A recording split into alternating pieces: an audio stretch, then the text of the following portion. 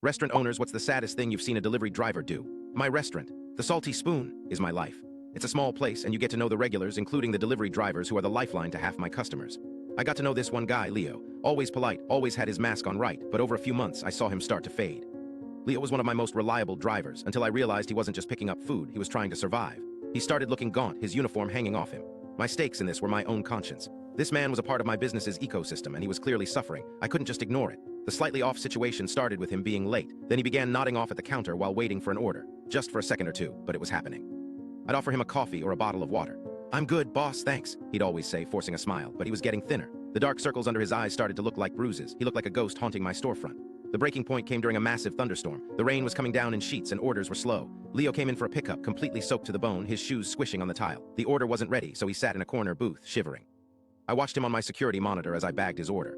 He put his head down on the table just for a second and fell dead asleep.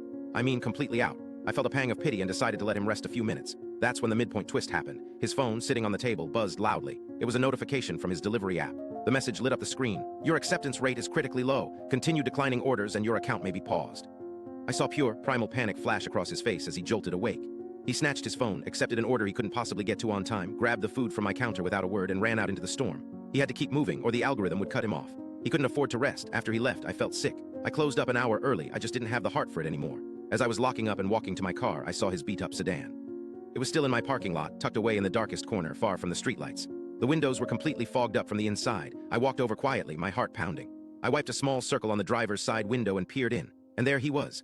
Leo was asleep in the driver's seat, curled up under a thin, ragged blanket. His phone was plugged into a portable battery pack on the dashboard. He was living in his car, using my restaurant's free Wi-Fi signal to get orders and stay afloat. He wasn't just resting between deliveries, this was his home. I didn't knock on the window. I didn't want to humiliate him. I just went back inside my dark restaurant, unlocked the door, and turned the lights back on in the kitchen. I fired up the grill. I made him the biggest burger on my menu, the one with double bacon and extra cheese.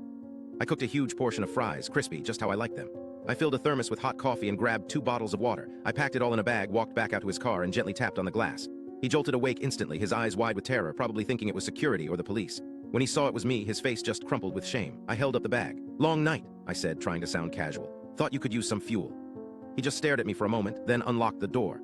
He took the bag, and I saw tears in his eyes. He starts his first shift washing dishes for me on Monday, with a steady paycheck and a warm place to be.